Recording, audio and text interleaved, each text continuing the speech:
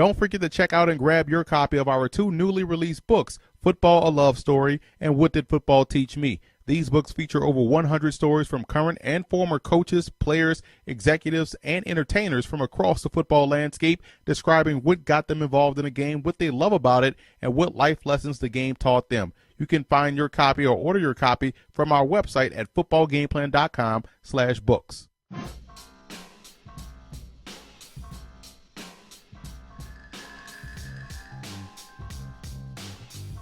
Before we get to the report, if you like our style of video and analysis, feel free to show support for Football Game Plan by dropping by our YouTube channel at youtube.com/footballgameplan and leaving a little something in the tip jar. Every little bit helps us as we continue to improve the quality of our videos and the coverage we enjoy bringing you guys each and every time we put out a project. Thank you again for your support.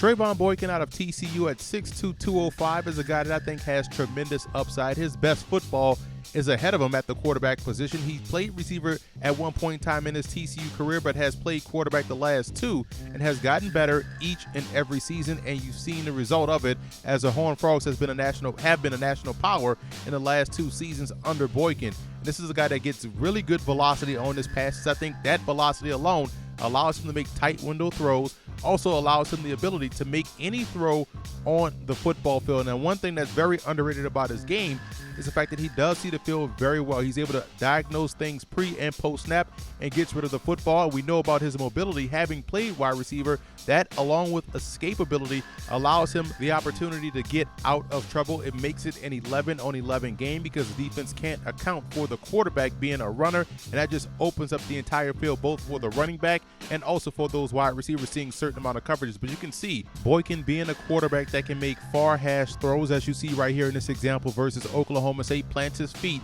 and fires a football to the opposite side of the field. Quarterbacks with this level of velocity are very tough to defend because they exploit your zone defense, and they can also throw receivers open, which is why I do believe he has above average elite level velocity on his passes.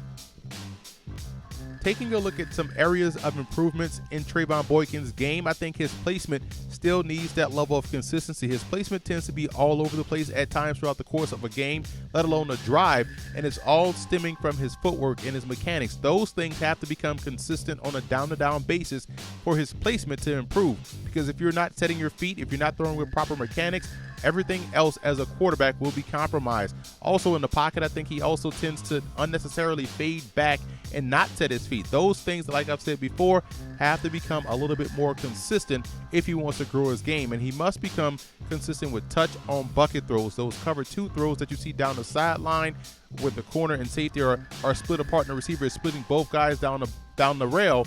He has to be able to hit those plays with consistency if he wants to fully elevate his game.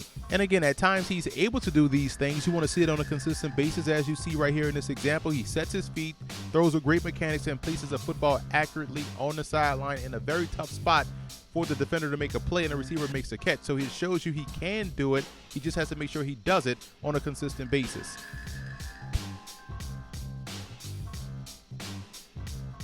I think the easy and, quite honestly, the best comparison for Trevone Boykin and his game is Tyrod Taylor of the Buffalo Bills. Back when you look at what he did at Virginia Tech and what he did last season with the Buffalo Bills, I think you can see Trevone Boykin taking those same progressions if he continues to grow his game. So I think the best comp in this situation for Boykin is Taylor.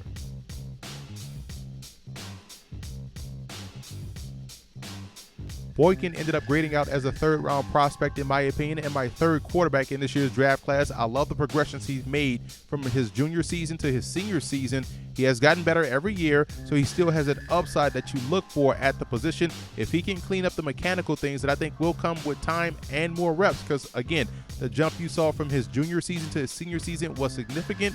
So he's growing in the right direction. So the future is definitely bright for the 6'2", 205-pound signal caller out of Texas Christian.